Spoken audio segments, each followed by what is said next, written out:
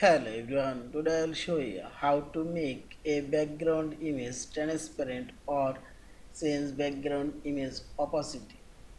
Open your PDF file and select edit option. Now select background option. Select here add background and select file option and I will add new picture. I will add this one and select open.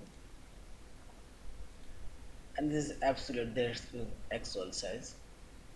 And here you will find this background opacity option. You can change this opacity and make it transparent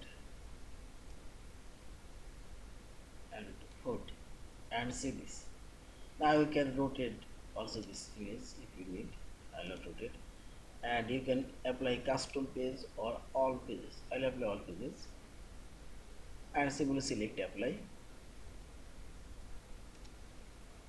and see this. Our transparent background image now added.